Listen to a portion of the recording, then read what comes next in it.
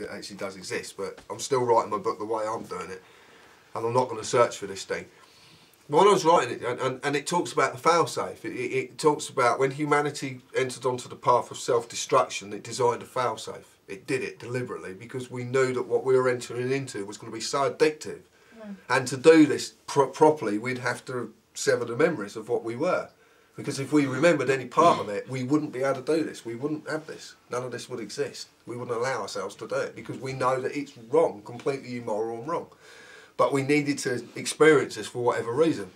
And it gives... With this being the way we're living. Yeah, the way we live now, yeah, absolutely. The sort of greed. But there's this failsafe that was built in that would allow us, like I said, a few of us through. So I'm writing this, and this is my story. This is what my story is about, and about intent, and you know, the inception of intent, and the duality of things as well. About the fact that we don't need duality anymore. We need an equilibrium. We need one to cancel out the other, and we're just left with good because we don't need bad anymore. We've been it. Yeah. We've had everything. Surely, We're come educated. on.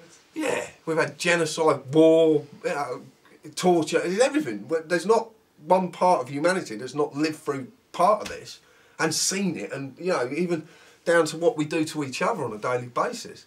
John, So, can I ask you something? what, I like a cup of tea? Love one, please. Thanks. Tea break. Do you think there'll be a third world war? No, absolutely not. Well, they're trying to instigate No, it through I Iran. promise you, I 100%. No, I can't. It just, none of it makes any sense to me. It just wouldn't happen. See, the thing is, this is how I see it. This is what we designed, and this is it's brilliant. In fact, it's so simple. We can't jump from here to a perfect existence because we'd leave too many people behind. And it's about all of humanity coming with us, and not just certain like thousands. Chosen few. Yeah, it's all of us. And the Gordon Browns and the Tony Blairs and all that, Margaret Thatchers are still part of this family. They're just a little bit more lost. So they need a little bit more love to bring them back. You know, the hardest ones to love, the ones who actually need it the most. So that's where the amnesty comes in, and this is what I talk a lot about, amnesty. I talk about forgetfulness, not forgiveness, because you ain't got the right to forgive anybody. That's judgment. When no one's any better, no one's any less. None of us. We're all the same on that level. So I worked out that the easiest way to do this is to just stop it, very subtly stop it, and then just let it go backwards to undo itself. And the people who are in the positions who know how to do their jobs properly but are being prevented from doing their jobs properly because of bureaucracy and because of protocols and because of government legislation, all this crap, what they could do is, as that was undoing itself, they would be able to show other people how to do their job properly. So the ones who got caught up in the bureaucracy, you could actually show them how to care for people. So you can make a difference. Exactly. So what's going on? It reverses, and as it reverses, but you need everyone in the positions they're in to be able to reverse what with you. So if you're an accountant, you need to help reverse accountancy.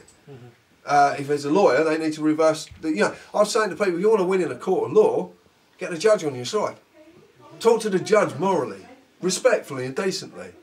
And actually, and don't go in there and be abrupt and rude and confrontational. Talk to him nicely, because the more you get on side, the more we're going to go, hold on a minute, this is wrong.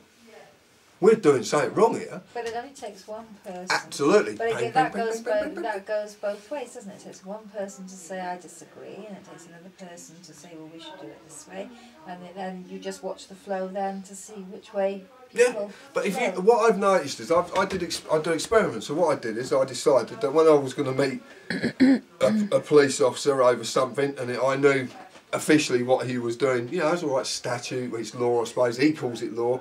I asked him, I says, do you feel what you're doing at this moment in time is moral? And he said, I don't care. It's the law. Well, that's good enough for me. But that's good enough for me because I now know that I've set a trigger of morality in him.